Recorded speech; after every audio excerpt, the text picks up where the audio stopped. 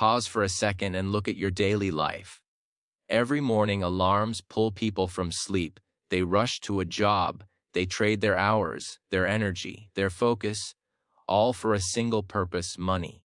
But here's the uncomfortable truth that's rarely spoken aloud. The majority of individuals spend their whole existence running after currency, yet they never truly grasp how it operates. They believe that putting in more hours will automatically lead to greater earnings. They assume that a larger paycheck means they're on the path to freedom. Yet reality paints a different picture entirely. You have people putting in 12-hour shifts, their bodies exhausted, yet their bank accounts remain empty.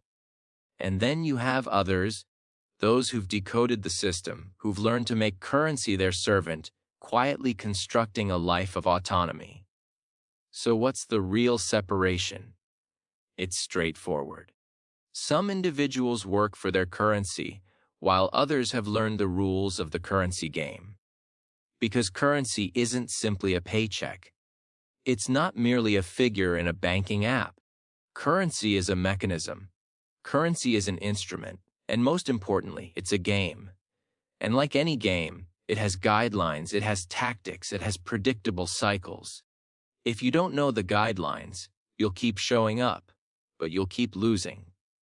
But the moment you understand the structure, the moment you see how currency moves, expands, and vanishes, everything shifts. You quit pursuing currency and begin directing it. In this session, you're not receiving simple motivation. You're about to get a practical understanding of how currency functions in a way most people miss. Clear, grounded, and real. So that after this, you're not just collecting currency. You're learning to control the game to come out ahead. And as a bonus, this material will also strengthen your English comprehension. By focusing deeply, you'll improve your ability to process, consider, and express yourself in English. So commit to this until the very end. And if you're serious about improving your English in a straightforward, effective way, make sure to subscribe and continue this learning journey with us. Chapter 1. The true nature of currency and why most people get it wrong. Let's begin with the most fundamental question. What exactly is currency? The common answer is cash salary, what's deposited each month. But that's an incredibly narrow viewpoint. Currency isn't just physical bills or digital numbers. It's a representation of worth. This means currency flows to you when you provide worth to another person. Solve a challenge and you receive payment. Assist others and you get rewarded. Create something beneficial and you're compensated. Thus, currency isn't the origin point. Worth is the origin point. And this is the first critical error most individuals make. They fixate solely on accumulating currency, rather than enhancing their worth. They ask, how can I earn more? When the superior question is, how can I become more valuable? Because when your worth rises, your income naturally follows. Now, visualize this in a simple cycle. Most people live like this: work, get paid, spend, repeat. They wake, labor, get their money, use it up, then start over. This loop continues for years, sometimes decades. But those who understand currency follow a different route: value, abilities, earnings, resources, independence. First, they develop skills. Skills boost their value. Value boosts their income. But they don't stop there. Instead of consuming everything, they redirect their currency into resources. And those resources slowly begin producing more currency. This is how the dynamic changes. Let's explore this with an example. Picture two individuals with identical incomes. Person A earns, spends it all, and resets. Person B earns, holds back a portion, puts it into resources, and builds future revenue. After a handful of years, their situations look radically different. Not because of chance, not because of natural talent, but because one grasped the structure of currency and the other didn't. Another essential point: currency is neutral. It's not virtuous, it's not wicked. It simply mirrors your actions. If you're careless with it, you'll lose it. If you're disciplined with it, you'll grow it. So the core issue isn't currency itself. The core issue is how people think about it. Most people view currency as something to use up. Wise people view currency as something to direct, multiply, and command. And this single shift in perspective is the foundational move in mastering the game. Because once you accept that currency isn't the objective, but the byproduct of worth, you quit chasing it desperately and start building something that draws it to you naturally. Chapter 2. The fundamental rules of the currency game. Every game has rules. Soccer has rules. Chess has rules, commerce has rules, and currency operates by rules too. The challenge is nobody teaches these rules clearly. So most people keep participating while being confused about why they're losing. Let's outline this simply. Rule 1: currency moves toward value.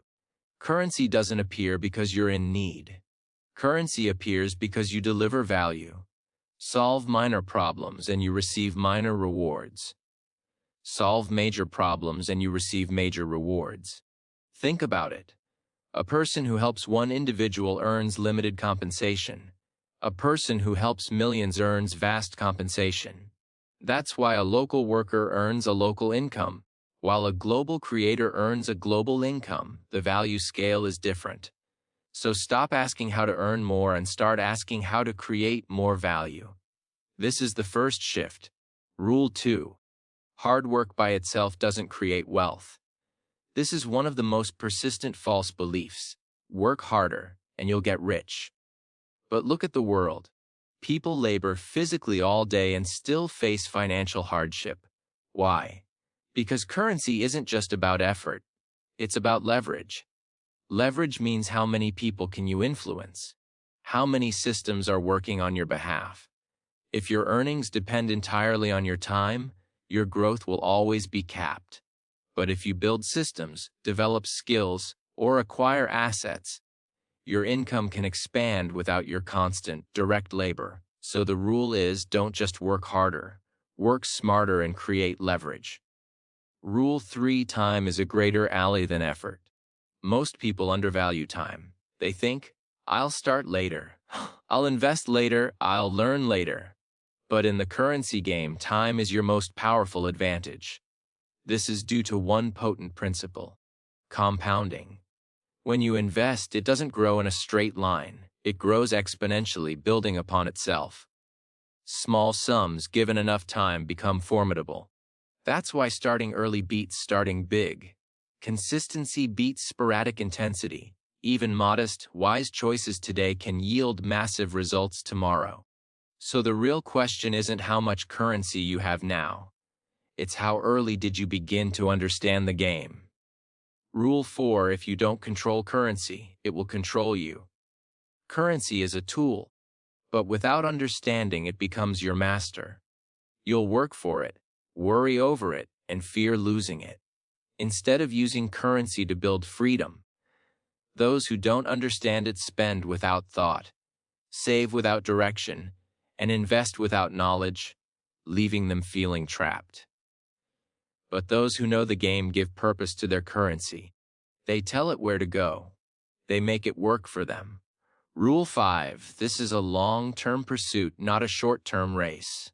Most people lose because they think in short spans. They want quick success, fast cash, instant outcomes. But currency rewards patience. Real wealth isn't built in days. It's built through years of consistent, smart decisions. So if you constantly jump from one thing to the next, always chasing shortcuts, you'll stay in place. But if you remain steady, keep learning, keep improving, the game slowly shifts in your favor. So remember this clearly: currency isn't random. It follows rules. Once you know these rules, you stop guessing and start playing with certainty. Chapter 3: active earnings vs. passive earnings. Active earnings means you trade your time for money. You work, you get paid. If you stop, the payments stop. Examples: a job, freelance work, hourly labor. This is how most people earn. There's nothing wrong with active earnings. For most, it's the starting point. But here's the limitation: active earnings are capped. You only have 24 hours a day, finite energy, finite time. So your earnings become finite too. No matter how hard you push, you can't multiply your hours. That's why many feel stuck.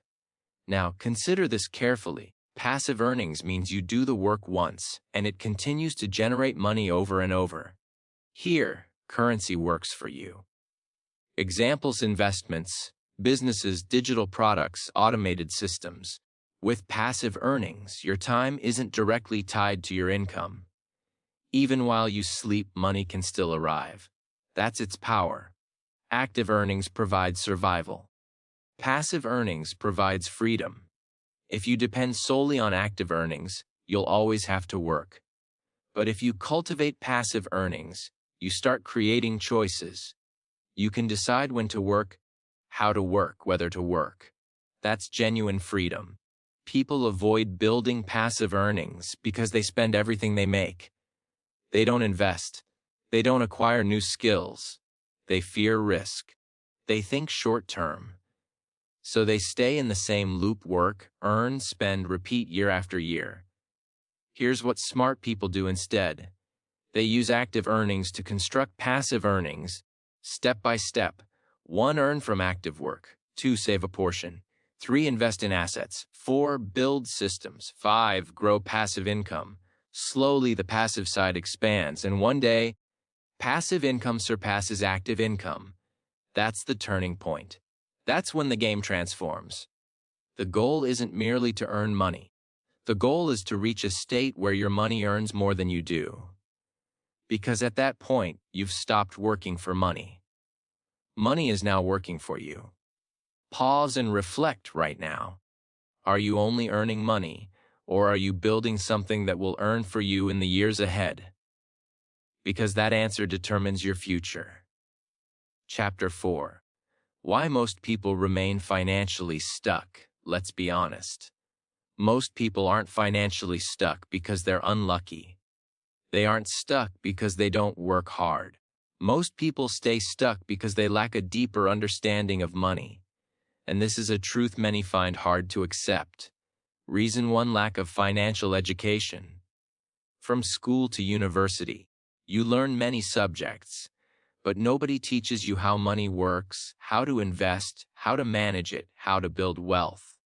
So people grow up with degrees but without financial literacy. They earn but don't know how to retain.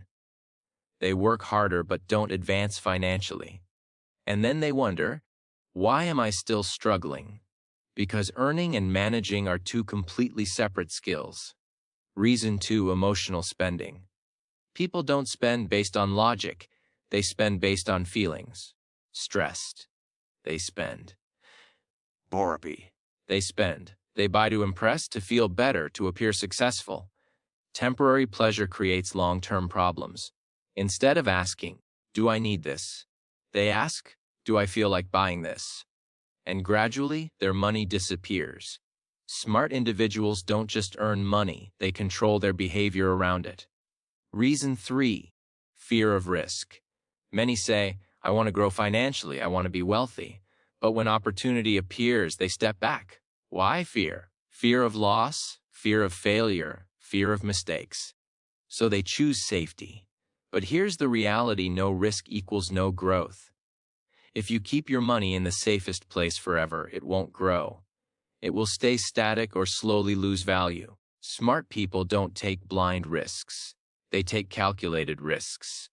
They learn, understand, and then act. Reason 4: living to impress others. People buy things not because they need them, but because they want others to see them. Expensive clothes, luxury phones, lavish lifestyles. But behind the facade, there's no real financial foundation. This is called looking wealthy without being wealthy. And this mindset keeps people trapped because instead of building assets, they keep accumulating expenses. True wealth is quiet. True wealth is patient. It's not about showing off, it's about building up. Reason 5: no long-term perspective. Most people think, what can I have today? What can I enjoy right now? But the money game rewards those who think, what can I build for tomorrow? Short-term thinking: spend now, enjoy now, worry later. Long-term thinking: build now, grow steadily, enjoy later. This small difference creates an enormous gap over time. So understand this clearly. People don't stay stuck because of money itself. They stay stuck because of their decisions, habits, and mindset. And the good news is, all of this can be transformed. Chapter 5: The Essential Power of Saving and Investing. Now let's discuss something crucial, because earning is only the start. The real game begins when you decide, what will I do with the money I've earned? Step 1: Saving: your first layer of protection. Saving isn't about getting rich. It's about protecting yourself. Life is unpredictable. Unexpected problems can arise anytime: health issues, job loss, emergencies. Without savings, a single setback can destabilize your life. So saving provides security. It gives you peace of mind. It gives you breathing room. But here's a common mistake: people think saving is enough. No. Saving alone won't make you wealthy. Step 2: Investing. The engine of growth. Saving protects money. Investing grows it. If you only save, your money remains static. But when you invest, your money begins to work. This is the turning point. When money starts working for you, everything changes. When you invest, you don't just earn on your original amount. You also earn on your earnings. This creates a powerful phenomenon called compounding. At first, growth appears slow, very slow. But over time, it becomes faster and more powerful, like a snowball rolling downhill. Small at the beginning, massive at the end. This is why starting early matters more than starting big. Consistency matters more than intensity, even modest. Regular investments can yield significant results. Step 3: Discipline and patience. Many people start investing but expect rapid results. When they don't see quick gains, they quit. But the money game doesn't reward impatience. It rewards discipline. It rewards consistency. It rewards those who stay in the game. Because real wealth isn't created overnight. It's created slowly through smart, repeated decisions. If you want to keep it simple, remember this cycle: earn, save, invest, repeat. Not once, not for a few months, but for years. This is how ordinary people build extraordinary financial lives. Most people view money as something to spend. But wise people view money as a tool to create more money. This small shift changes everything, because now you don't just use money. You multiply it. Take a moment and reflect.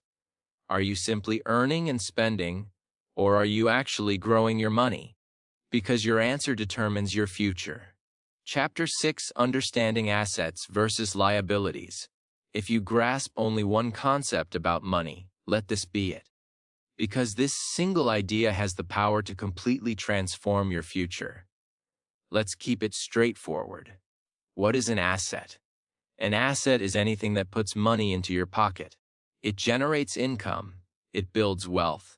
Examples: investments, businesses, digital products, income-producing systems. Assets work for you. Even when you're resting, they can still bring in money. What is a liability? A liability is anything that takes money out of your pocket. It creates expenses.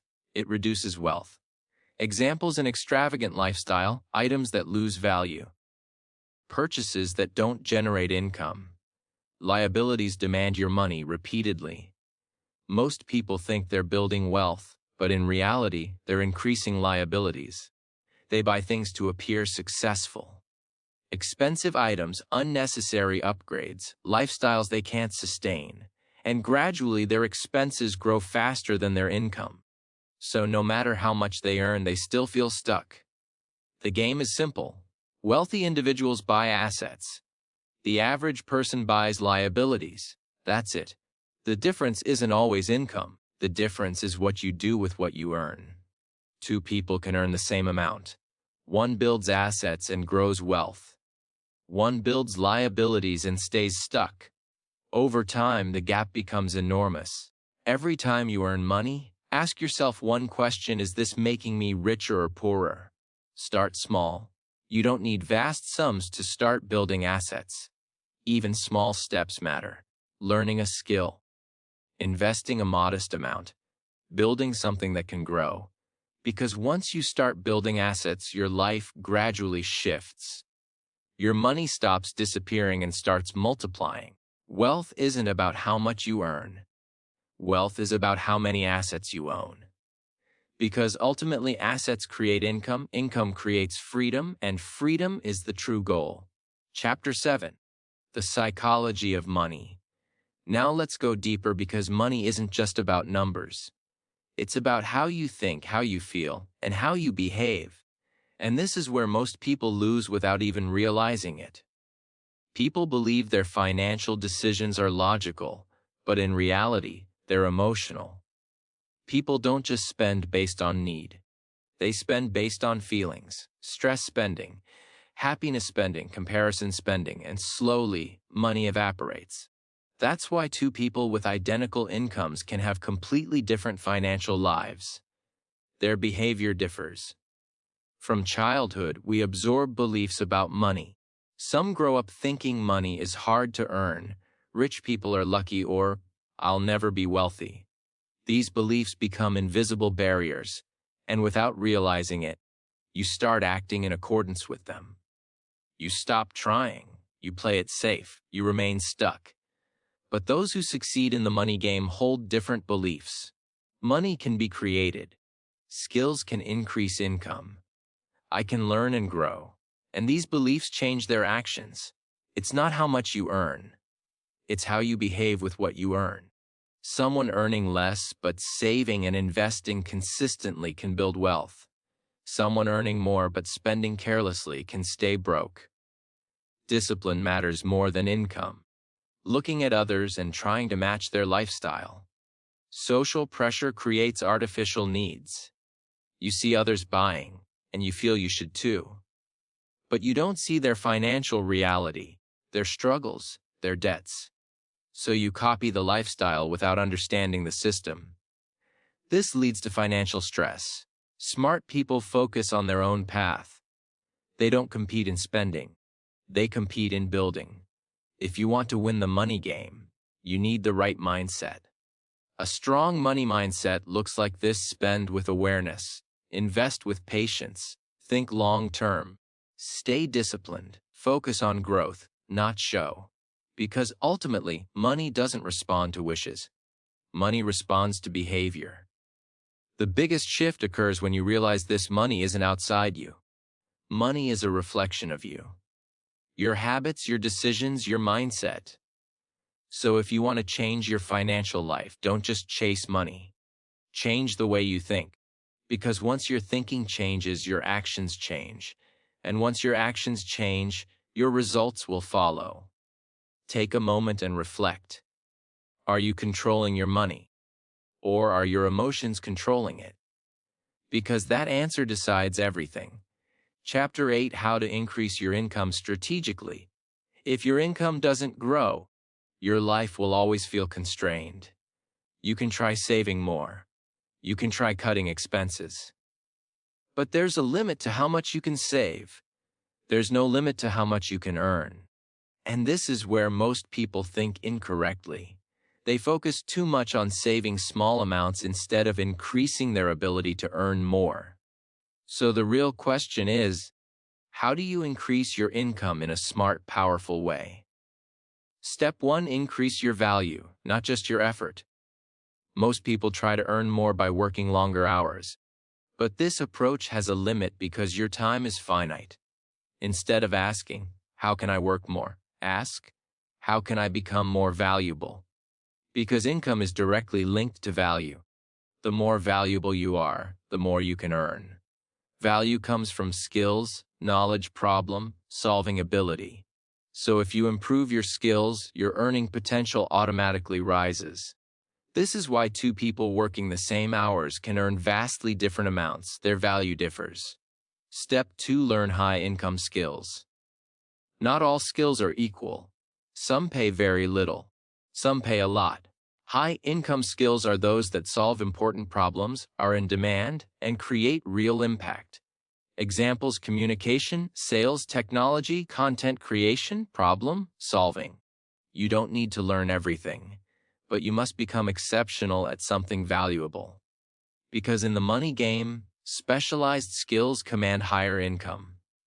Step 3. Solve bigger problems. Your income grows as the scale of the problems you solve grows. Solve small problems, earn small rewards. Solve big problems, earn big rewards. People pay more for solutions that save time, reduce pain, or deliver results. So instead of thinking, what job should I do? Think, what problem can I solve that people will pay for? This shift is powerful because you're no longer chasing money, you're creating value, and money follows. Step 4. Build multiple income sources. Relying on a single source is risky. If that one source stops, everything stops. That's why smart people build multiple streams. It doesn't mean doing everything at once. It means building gradually. Start with one income, then add another skill. Start a side project. Create something that can grow over time. With multiple streams, you gain more stability and more growth because you're not dependent on one system. Step 5. Think long-term, not short-term. Many people jump from one thing to another. They try something, don't see quick results, and quit. But income growth requires time, consistency, focus. If you keep changing direction, you never build momentum. But if you stay consistent, your efforts begin to compound. So choose a path, improve daily, and remain patient. Because real growth isn't fast, but it is powerful. Increasing income isn't about luck. It's about increasing value, learning skills, solving problems, and staying consistent.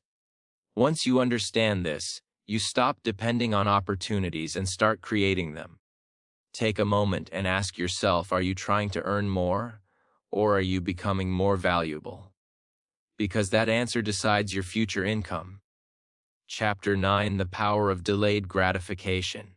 Many people think wealth is built by luck. Others think it's built by talent. Some think it requires a wealthy family. Those factors can influence a starting point. But long-term wealth is often built by something quieter than that. It's built by the ability to wait. It's built by the ability to control desire. It's built by the ability to choose what's important over what feels good right now. That is delayed gratification. Delayed gratification means you don't let every impulse dictate your decisions. It means you don't obey every desire the moment it appears. It means you can see something attractive and still say, not now. I have a bigger goal. This sounds simple, but in real life, it's one of the hardest skills to develop. Why? Because the modern world trains people to want everything immediately. Fast food, fast shopping, fast entertainment, fast success, fast results. People are taught to click now, buy now, watch now, enjoy now, spend now, upgrade now.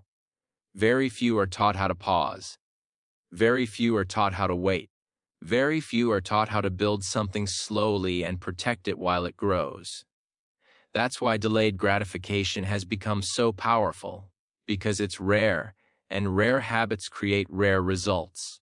Every day, money puts a question in front of you. Do you want pleasure right now, or do you want a better future later? That question doesn't just appear with major financial decisions. It appears in small moments.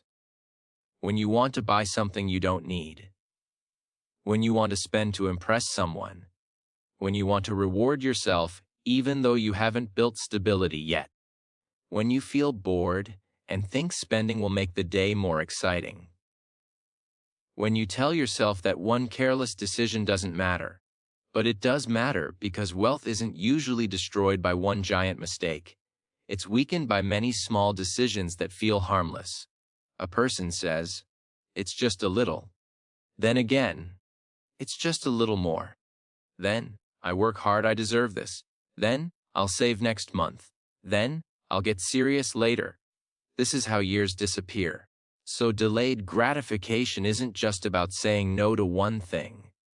It's about protecting yourself from a pattern. It's about training your mind to stop asking only one question. Most people ask, "What do I want right now?" But people who build wealth learn to ask a different question. What will help me most in the long run? That question changes everything. Because now you're not just reacting. Now you're thinking. Now you're leading your life instead of being pulled by every emotion. A financially mature person understands that every dollar has a future. It can be spent for a short moment of excitement, or it can be directed towards something that keeps growing. It can vanish in one day, or it can become part of a stronger future. The difference between these outcomes is often not income. It's patience. Patience is one of the most misunderstood concepts in finance. Some hear patience and think it means doing nothing. That's not correct. Real patience is active. It's not laziness. It's discipline. It's the strength to keep doing smart things even when the reward is far away. It's the strength to stay committed to your goals when there's no applause.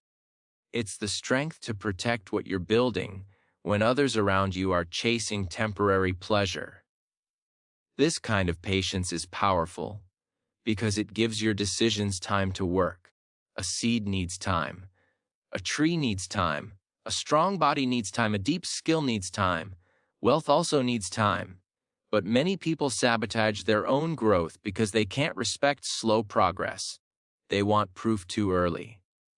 They want reward too early. They want comfort too early. And when they don't see dramatic change, they abandon the path. This is a very expensive habit because many great financial results are invisible at the beginning. At first, discipline looks boring. At first, saving looks small. At first, investing looks slow. At first, controlling yourself feels uncomfortable. At first, building a system seems less exciting than buying something new. But if you stay on the path, the invisible becomes visible. That's when the whole story changes. Let's talk about identity. Delayed gratification isn't just a financial habit. It's a personal identity. It asks, who are you becoming? Are you becoming someone who gives in to every feeling? Or are you becoming someone who can guide feelings instead of following them? This matters because money follows character more than people realize. If your character is weak in small moments, your financial life becomes weak in larger moments too.